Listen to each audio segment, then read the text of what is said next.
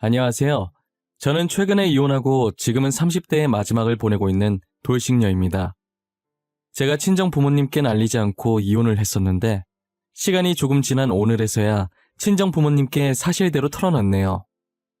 이제껏 혼자서 끙끙 앓았었는데 털어놓고 나니 이제야 10년 묵은 채증이 내려가는 기분이에요. 처음 제 이혼 소식을 들은 부모님은 당연히 충격받으신 표정으로 저를 쳐다보셨어요. 곧이어 이혼하게 된 이유를 말씀드리니 당장 시댁에 찾아가겠다고 노발대발을 하시더라고요. 맞습니다. 저는 답이 안 나오는 시댁 식구들 때문에 이혼을 하게 된 거예요. 지금부터 제가 왜 남편과 이혼을 할 수밖에 없었는지 그 이유를 여러분들께도 들려드리려고 해요. 저는 지금은 외동딸이나 다름이 없지만 몇 년 전까지만 해도 5살 터울의 오빠와 부모님, 이렇게 저희 가족은 4식구였어요. 하지만 오빠가 사고로 세상을 떠나게 되었고 그때부터 저는 외동딸로 지내게 되었죠. 사법고시를 준비하던 오빠가 예고도 없이 떠난 후 막내였던 저는 한순간에 맏딸, 집안의 가장이 되었고 부모님은 오빠에게 걸었던 기대를 제게 걸기 시작하셨어요. 장남이라고 항상 오빠만 찾던 부모님이 이젠 하나밖에 안 남은 자식인 저만 찾는 거예요. 처음엔 늘 무시받던 제가 드디어 부모님께 관심을 받는 것 같아서 기분이 좋았어요. 그런데 부모님께서 제게 거는 기대가 커지면서 저는 부담감에 잘하던 일도 안 되더라고요. 이제는 저를 찾는 부모님의 목소리가 들릴 때마다 겁부터 나기 시작할 정도였어요. 그 정도로 부모님께서 제게 거는 기대가 크셨어요. 그러다 제 나이가 결혼 적령기를 넘어섰고 당연히 집에서는 결혼 언제 하냐고 독촉하셨죠. 결혼 얘기가 나올 때마다 저는 정말 진절머리가 났어요. 제가 이 나이가 되도록까지 결혼을 못한 건 다 부모님 때문이었거든요. 저는 직업이 좋은 편이었는데 부모님께서는 제 직업이 좋은 만큼 평범한 남자로는 성에 안 차셨어요. 계속 저보다 더 좋은 직업을 가진 사익감을 찾으시더라고요. 그러다 보니 저는 결혼 적령기가 넘어가도록까지 결혼을 못하고 있었죠. 다른 친구들은 이미 다 결혼해서 애까지 있는데 저만 혼자 싱글이었어요. 가끔 친구들이 SNS에 남편이나 아이와 함께 찍는 사진을 올리면 가끔 부러울 때가 있긴 했어요. 저도 누군가의 아내로 누군가의 엄마로 행복한 가정을 이루며 살고 싶은 꿈이 있었거든요. 친구들한테 결혼해서 좋냐고 물으면 괜히 제 눈치를 보는 것인지 아니면 진짜 진심인 것인지는 모르겠지만 결혼하지 말라고 손사래를 치더라고요. 싱글일 때가 좋은 거니까 지금 이 순간을 즐길 수 있을 때 마음껏 즐겨 놓으라면서요. 간혹 친구들의 시집살이를 들으면 많이 힘들어 보이긴 했어요. 특히나 신우가 있는 집안은 시어머니의 신우까지 더해져서 장난이 아니라는 거예요. 명절이 제일 무서운 날이라며 여자들끼리 기싸움하다가 진을 다 뺀다고 하더라고요. 저는 그런 얘기들을 들으면서 만약에 제가 결혼을 하게 된다면 신우가 있는 집안엔 절대 결혼하지 않기로 마음먹었어요. 그렇지만 결혼이라는 게 제 입맛대로 할 수 있는 게 아니잖아요. 그리고 확실히 누나나 여동생이 있는 남자와 없는 남자의 태도가 달랐어요. 외동이거나 남자 형제가 있는 남자들은 저를 이해하는 척은 하지만 전혀 이해를 못했죠. 그런데 여자 형제가 있는 남자들은 눈치도 빨라서 제 표정이 조금만 달라져도 금방 눈치채고 알아서 제가 원하는 것을 척척 하더라고요. 그래서인지 제가 미래를 생각하며 만난 남자들은 다 여자 형제가 있었어요. 하지만 매번 부모님께서 마음에 안 들어 하셔서 결혼까지는 가지 못했죠. 저는 30 중반이 되어서 직장 동료의 소개로 만난 남자가 한 명 있었어요. 그 남자가 바로 제 남편이었는데요. 깐깐한 저희 부모님 때문에 남편이 대단한 직업의 소유자인 줄 아시겠지만 남편은 대기업에 다니는 저보다 월급이 훨씬 적은 중소기업에 다니고 있었어요. 남편 직업만 보면 당연히 부모님의 반대로 저희가 결혼을 못했어야 했는데 제가 남편을 제 직장 상사라고 거짓말을 쳐서 결혼할 수 있었어요. 지금은 거짓말 친 제 자신을 너무 원망하고 있지만요. 연애 시절 남편은 너무 다정하고 저밖에 모르는 사람이었어요. 제가 원한다고 하면 자기 간도 기꺼이 내어줄 사람이었죠. 취미며 좋아하는 음식이며 개그 코드까지 맞는 구석보다 안 맞는 구석을 찾는 게 더 빠를 정도로 저희는 모든 것이 잘 맞았어요. 이렇게 잘 맞는 사람이 과연 또 있을까라는 생각이 들었고 정말 놓치고 싶지 않을 정도였죠. 그런데 하나 걸리는 점이 있다면 그건 바로 남편의 여동생이었어요. 남편은 저보다 2살 연상이었고 남편의 여동생은 저보다 6살이나 어렸어요. 남편과 8살 차이가 나는 여동생은 거의 누뚱이나 다름이 없었죠. 처음엔 여동생이 있다는 이야기를 듣고 결혼을 해도 될지 아주 잠깐 망설이긴 했었어요. 하지만 콩깍지가 너무 씌어 있어서 그간 친구들 했던 말이 하나도 생각이 나지 않았고 남편과 결혼해서 여동생이랑 같이 살 것도 아닌데 그게 무슨 걱정인가 싶었어요.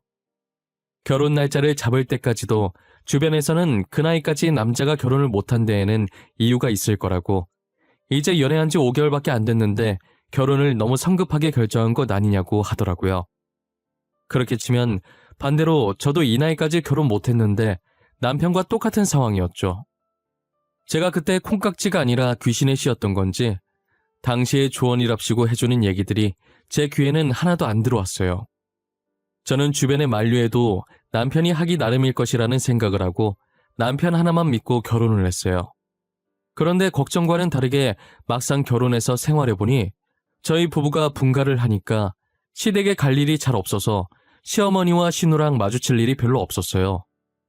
명절이나 제사 같은 큰 행사가 아니면 연락도 잘하지 않으셨죠. 얼굴 볼 일이 없으니 당연히 시댁살이 같은 건 없었고요. 남편도 결혼 전과 변함없었고 같이 살면서 의외의 모습을 많이 봐서 오히려 이전보다 더 좋아졌어요. 남편은 제가 알고 있던 것보다 훨씬 다정했고 섬세한 사람이었죠. 제게 부족한 부분들이 있으면 남편은 그 부분에 대해 불평하지 않고 이해하며 같이 채워나갔어요. 그런 모습들을 보면서 이 사람과 결혼하길 정말 잘했다는 생각이 들었죠.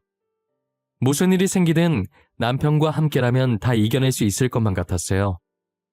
정확히 2년 후 남편의 카드 거래 내역을 보기 전까지만요. 결혼하고 나서 저희 부부의 돈 관리는 남편이 하고 있었어요. 아무래도 남편이 재무팀에서 근무하고 있었기 때문에 아무것도 모르는 제가 하는 것보단 남편이 관리하는 게 더 나을 것 같다는 생각에 돈 문제는 전적으로 남편에게 믿고 맡겼었죠. 그리고 쓰잘데기 없는 곳에 돈을 안 쓰는 양반인 걸 잘 알아서 아무 의심을 안 했던 것 같아요. 저희는 남편 통장에 돈을 넣었고 은행에서 한 통장으로 여러 카드를 만들 수 있다고 하길래 남편 명의로 된 카드를 2개 만들어서 각자 하나씩 들고 다니면서 쓰고 있었어요. 1년 반 정도는 정말 아무 문제 없이 잘 썼었어요. 그러다 제가 한번 결제를 잘못하는 바람에 취소할 일이 있었는데 주말이라 전화 취소는 못하고 요즘은 온라인으로 다 해결이 되길래 혹시나 하는 마음에 남편 노트북으로 카드 내역서를 잠시 살펴봤었어요. 그런데 분명히 은행에서 카드 2개를 발급했었는데 언제 발급했는지도 모를 카드가 하나 더 있더라고요. 그 카드 내역서에는 누가 봐도 여자가 갈 법한 장소와 물건들을 산 내역이 찍혀 있었어요. 네일샵이며 마사지샵이며 거기다 성형외과까지 찍혀 있더라고요. 그리고 제가 가지고 싶었지만 비싸서 포기했던 여성용 화장품도 있었어요. 남편이 저런 곳에 갈 리 없었고 도대체 저런 화장품이 왜 필요했을까 싶더라고요. 아무리 생각해봐도 답은 하나밖에 떠오르지 않았고 결국 제가 내린 결론은 남편의 외도였어요. 최근 들어서 퇴근도 늦어지는 것 같고 밤늦게 나가는 일들도 잦았었거든요. 남자들 결혼하면 변한다는 얘기를 수도 없이 들었지만 그게 제 남편일 줄은 몰랐어요. 이미 남편이 외도하고 있는 것으로 확정짓고 나니 화가 나서 머리가 아파오더라고요. 머릿속에서는 벌써 불륜 드라마 한 편 찍고 난리가 났었어요. 저는 남편만 믿었는데 이런 식으로 사람 뒤통수를 치니 배신감에 도저히 같이 살고 싶지 않더라고요. 저와 나누던 사랑을 다른 여자와도 나누고 있었다는 사실이 너무 소름 끼쳤어요. 남편과 이혼을 해야겠다는 마음을 먹고 카드 거래 내역서를 저장해서 제 폰으로 옮겼어요. 그리고 너무 괘씸한 나머지 안방으로 달려가 자고 있던 남편을 발로 밀어서 침대 밑으로 떨어뜨렸죠. 놀래라. 절벽에서 떨어지는 줄 알았어, 자기야. 아침부터 왜 그래? 깨우려면 그냥 깨우지. 가만히 자고 있는 사람을 왜 밀고 그래? 뼈 부러지는 줄 알았잖아. 오빠는 잠이 와? 마누라 두고 딴 년이랑 바람핀 주제에 편하게 지금 잠이 오냐고. 그동안 나 몰래 이런 짓 하고 다니면서 좋았겠다? 어? 딴 년이라니. 나 아무것도 안 했어. 내가 너 몰래 무슨 짓을 했다는 거야? 나야말로 자고 있다가 이게 무슨 봉변인지 모르겠네. 바람핀 놈들은 얼굴에 철판을 얼마나 깔고 다니길래 그 짓거리를 하고도 이렇게 당당한 거야? 남자들 결혼하면 변한다더니 오빠도 똑같아. 꼴 보기 싫어. 내가 바람을 폈다고? 너 진짜 아까부터 무슨 말을 하는 거야? 내가 너 두고 바람을 왜 펴? 나 진짜 그런 놈 아니야. 너도 알잖아. 나한테 너밖에 없는 거. 이래서 증거 없이 따지면 안 된다니까? 이거 똑똑히 봐. 당신이 외도했다는 증거니까. 당신 나 몰래 카드 만들어서 여자한테 갖다 바쳤더라? 이래도 계속 발뺌할 거야? 남편은 제가 드리민 카드 내역서를 보더니 그제서야 사태 파악이 된 건지 저와 눈을 못 마주치고 얼굴은 점점 새하얘지기 시작하더라고요. 그러더니 아까의 당당한 모습은 사라지고 말까지 더듬으면서 해명을 하더라고요. 그니까 이게 어떻게 된 거냐면 사실은 말이야. 화내지 말고 들어. 알겠지? 이 얘기 들으면 분명 너가 화낼 것 같아서 그동안 말 못했거든. 아까는 그렇게 당당하더니 증거 보여주고 나니까 이제서야 잘못됐다는 생각이 들어? 나 이미 오빠랑 이혼하기로 마음 먹었어. 그러니까 변명할 필요 없어. 그딴 변명 들어줄 생각도 없으니까. 바람 피운 건 진짜 아니야. 그건 진짜 맹세할 수 있어. 사실 그 카드가 우리 엄마랑 동생이 쓰고 있는 카드야. 그 내역서에 찍힌 것도 엄마랑 동생이 쓴 거고. 뭐? 어머님이랑 아가씨가 그걸 왜 쓰는데? 아니, 왜 내 허락도 없이 당신 마음대로 그랬어? 통장에 당신 돈만 있어? 아니잖아. 적어도 나한테 물어보고 결정했어야지. 나도 이렇게까지 흥청망청 쓸 줄은 몰랐어. 그렇다고 다시 카드 달라고 하기도 그렇고. 그래서 내가 혼자서 그 돈 메꿔보려고 밤에 대리도 뛰고 했는데 미안해. 요즘 퇴근도 늦고 밤마다 계속 어딜 나가더니 이것 때문이었던 거야? 어머님이랑 아가씨가 싼 똥 혼자서 치우느라? 오빠도 참 미련하다. 알고 보니 그 카드 내역서에 찍힌 것들이 다 시어머니와 신호가 쓴 것들이더라고요. 돈 버는 저도 벌벌 떨면서 결제하는 것들을 시어머니와 신우는 아무 일도 안 하면서 남의 돈으로 저런 것들을 다 하고 다녔다는 게 너무 화가 났어요.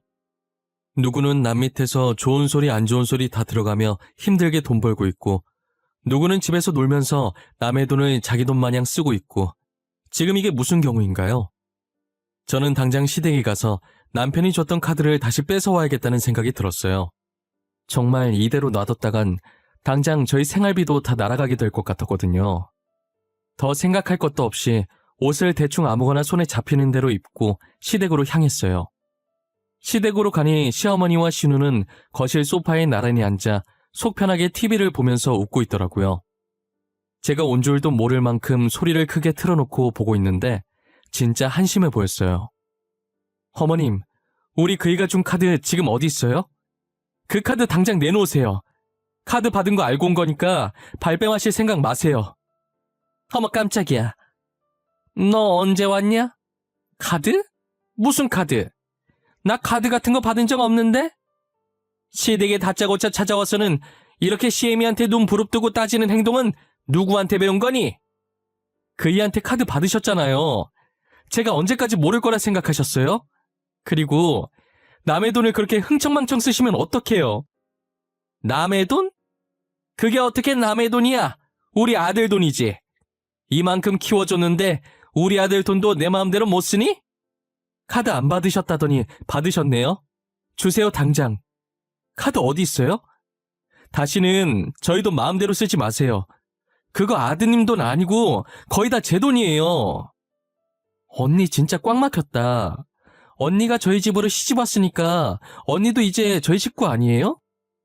가족이 돈 좀 필요하면 서로 도우면서 살아야지. 그것 좀 썼다고 뭘 그렇게까지 화를 내고 그래요?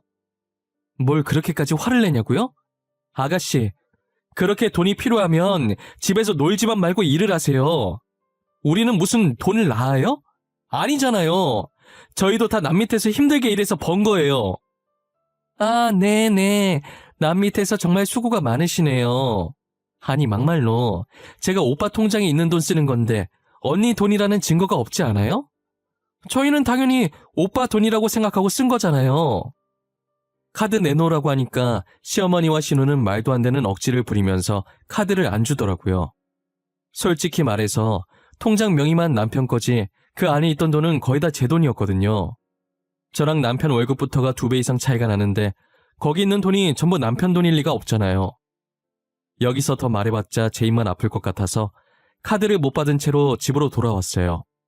그리고 그 카드를 쓰지 못하도록 도난 카드라고 신고를 해놓았죠. 신고를 하고 얼마 지나지 않아서 바로 신우한테 전화가 왔더라고요. 저랑 그 난리를 쳤으면서 카드를 들고 마사지 샵에 간 거예요. 언니가 카드 도난 신고했어요? 마사지 받고 결제하려니까 도난 카드라고 안 된다잖아요. 도난 신고한 거 빨리 취소해요. 얼른요. 당장 결제할 돈도 없단 말이에요. 그러게, 진작 카드 달라고 했을 때 주셨어야죠. 제가 가만히 있을 줄 알았어요? 그리고 저랑 싸운 지 지금 몇 시간이나 됐다고 그새 그 카드를 들고 나가셨어요? 언니 진짜 자꾸 이런 식으로 할 거예요? 저희 오빠랑 이혼하고 싶어요? 빨리 도난 신고 취소하라고요. 결제를 못해서 못 나가고 있단 말이에요. 그건 아가씨 사정이죠. 잘 됐네요. 아가씨 거기 되게 좋아하셨잖아요. 평생 거기서 살면 되겠네요. 그럼 잘 지내봐요. 저는 도난 신고를 취소해줄 마음이 전혀 없었어요. 남편은 저희 통화를 듣고 옆에서 안절부절 못했지만 제가 화가 난 게 보이니 아무 말도 안 하더라고요. 그러다 남편 휴대폰이 시끄럽게 울리길래 봤더니 신우가 이번엔 남편에게 전화를 한 거예요. 남편이 폰을 들고 제 눈치를 보길래 남편 폰을 뺏어서 그대로 전원을 꺼버렸어요. 눈치 없이 신우 편을 들었다간 이혼당할 것 같으니 제가 자기 폰으로 뭐라든 얌전히 있더라고요. 결국 시어머니께서 가지고 계시던 돈으로 대신 결제를 하고 신우를 데리고 나왔어요. 그리고 저는 또 이런 일이 생길 걸 방지해서 남편에게 돈 관리를 따로 하자고 했어요. 남편도 순순히 그렇게 하자고 하더라고요. 원래 쓰던 통장에 이미 시어머니와 신우가 돈을 다 써버려서 얼마 안 남았길래 달라고 하기에도 뭐해서 그냥 남편 보고 가지라고 했어요. 이제 모든 것이 다 들켰고 더 이상 숨길 것도 없다고 생각한 건지 시어머니께서는 뻔뻔하게 대놓고 저한테 돈을 요구하기 시작하더라고요. 남편과 돈 관리 정리하면서 부모님들도 각자 보살피기로 했었거든요. 그래서 평소 시어머니께 드리던 용돈이 반토막이 났어요. 반토막 난 용돈을 들먹이면서 저보고 돈을 내놓으라고 하는 거죠. 이번 달에 들어온 용돈 보니까 반이나 줄었던데 도대체 그 돈으로 둘이서 어떻게 생활하라는 거야? 굶으라는 말이야? 어머님, 그걸 왜 저한테 따지세요? 따지시려면 남편한테 따지셔야죠. 이제부터 부모님들은 알아서 모시기로 얘기했어요. 그렇게 돈이 부족하시면 아가씨 보고 일하라고 하세요. 뭐? 이년 이거 시애미한테 말하는 싸가지 마라. 네가 뭔데 우리 귀한 딸한테 일하라 말아야? 그럼 아들은 안 귀하신가 봐요? 남편은 지금 어머님이랑 아가씨 사치스러움 때문에 낮에 회사 다니랴 밤엔 대리기사하랴 바쁘게 살고 있는데 안 불쌍하세요? 장남이면 어미와 동생 먹여 살리는 게 당연한 거지. 그게 뭔 대수라고. 다른 집 장남들도 지금 가족 먹여 살리느라 똥줄 빠지게 일하고 있어. 저는 시어머니의 태도를 보고 제 남편이 진짜 시어머니의 친아들이 맞는지 의심스러웠어요.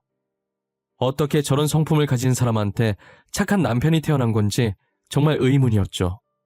시어머니께서 찾아오실 때마다 돈을 준 적은 단 한 번도 없긴 하지만 돈 못 받을 거라는 걸 알면서도 꾸준히 오셔서 제게 번 돈을 요구하시더라고요. 그러다 한 번은 시어머니께서 신우가 급하게 수술해야 하는데 당장 수술비 결제할 돈이 없어서 수술을 못하고 있다며 울면서 제게 전화를 하신 거예요. 일단 무슨 일 때문에 수술을 해야 하는지는 몰라도 너무 급해 보여서 돈을 몇백만 원 보내드리긴 했어요. 돈을 보내고 생각해봤는데 보통은 수술하고 입원 기간이 얼마나 될지 모르니 퇴원 수속할 때 수술비랑 입원비를 한 번에 결제하지 않나요? 계속 의심은 들었지만 진짜 아플 수도 있는 거니까 섣불리 따지고 들 수가 없었어요. 그래서 1시간 정도 고민하다가 남편에게 전화를 해서 슬쩍 떠봤어요. 오빠, 일하고 있었을 텐데 미안해. 다름이 아니고 아가씨 말이야. 아가씨 별일 없지? 잘 지내지? 갑자기 지연이는 왜? 걔야 늘 잘 지내지. 아까도 백화점 간다고 들떠있던데? 돈이 어디서 난 건지는 모르겠는데 지금 명품 가방 살 거라고 신났더라고. 몰래 알바라도 했나? 뭐? 백화점에 간다고 했다고? 언제 그랬는데? 아가씨랑 최근에 통화한 게 언제야? 아가씨 아픈 거 아니었어? 지연이 아프대? 어디 아프대? 난 그런 소리 전혀 못 들었는데. 잠깐 체했었나? 지금 통화 목록 보고 있는데 20분 전에 통화했네. 근데 그건 왜? 20분 전에 통화했다는 남편의 말에 대꾸도 안 하고 전화를 끊어버렸어요. 그리고 저는 퇴근하자마자 시댁으로 달려갔죠. 시댁에 갔더니 저를 맞이하는 건 수술받아서 병실에 누워있어야 할 신우가 떡하니 거실에서 고기를 구워 먹고 있는 모습이었어요. 그것도 명품 가방을 애기 다루듯이 애지중지 껴안으면서요. 주방에서 고기를 더 가지고 나오던 시어머니는 저를 보자마자 놀란 나머지 들고 있던 고기를 위로 던져서 바닥에 다 떨어뜨리시더라고요. 시어머니의 놀라는 소리에 신우도 고기를 입에 넣으려고 하다가 저희 쪽을 쳐다봤고 저와 눈이 마주치자마자 젓가락을 떨어뜨리더라고요. 일단 저는 아무 말도 하지 않았고 휴대폰을 들어서 남편에게 당장 시댁으로 오라고 했어요. 남편이 시댁으로 오는 동안 셋은 그 자리에서 누구 하나 움직이지 않고 어색한 기류만 흐르고 있었어요. 그러다 신우는 들고 있던 명품 가방을 조용히 다시 종이백에 넣더라고요. 유진아, 무슨 일이야? 나 왜 오라고 한 거야? 근데 여기 분위기가 왜 이래? 나 없는 동안 싸웠어? 야, 지연아, 엄마랑 언니 싸웠어? 거기는 왜 또 땅바닥에 뒹굴고 있대? 오빠, 여기서 선택해. 시댁이야 나야. 어머님이랑 아가씨야 아니면 나야. 딱 한 번 기회 줄 거야. 잘 생각해보고 선택해. 다짜고짜 웬 똥딴지 같은 소리야. 선택하면 어떻게 되는 건데? 아니, 갑자기 내가 왜 선택해야 하는 건데? 설명을 해줘야 고르든지 말든지 하지. 시댁 선택하면 나랑 이혼하는 거고 나를 선택하면 앞으로 시댁이랑은 영 끊어야 돼. 오늘 어머님이 아가씨 수술해야 된다고 나한테 500만 원이나 가져가셨어. 뭐? 엄마, 지연이 어디 아픈데? 어디 아프길래 500만 원이나 가져간 거야? 그 정도면 큰 수술 아니야? 그래서 언제 수술하는데? 아가씨 수술 안 해. 지금 보는 것처럼 너무 건강해서 수술 같은 건 아마 영원히 안 할 것 같네. 나한테는 수술한다고 거짓말치고 그 돈으로 명품 가방 사셨댄다. 그러고 고기가 잘도 넘어가네. 간도 커 아주. 제 말을 듣고 남편도 어이가 없었는지 헛웃음만 치고 더 이상 말을 하지 않더라고요. 저는 이 자리에서 당장 시댁인지 저인지 남편 보고 선택하라고 했어요. 남편은 어떻게 고르냐고 저도 포기 못하고 시댁도 핏줄이라 포기를 못하겠대요. 남편의 말에 시어머니와 신우도 제 바지가랑이를 잡고 매달리는 거예요. 아가, 내가 잘못했다. 아무리 그래도 그런 거짓말을 하면 안 됐는데 내가 잘못했어. 우리 아들은 아무 잘못이 없지 않니? 그러니 이혼만은 안 하면 안 되겠니? 그래요, 언니. 저희가 잘못했어요. 오빠는 아무것도 몰랐어요. 제가 명품 가방이 너무 갖고 싶어서 제가 그렇게 하자고 한 거예요. 다시는 이런 일 없을 거예요. 오빠가 무슨 죄예요? 우리가 정말 잘못했다. 이혼은 다시 생각해보면 안 되겠니? 내가 이렇게 비마. 아무것도 몰랐던 우리 아들. 우리 때문에 이렇게 이혼당하면 너무 불쌍하잖니? 언니, 제가 내일 가방 다시 환불해서 돈 돌려드릴게요. 그러니까 제발요. 한 번만 봐주세요. 네? 절대 다시는 안 그럴게요. 약속할게요. 각서 쓰라면 각서도 쓸게요. 저는 시댁 식구의 사과는 더 이상 필요가 없어서 아무런 대꾸도 하지 않았어요.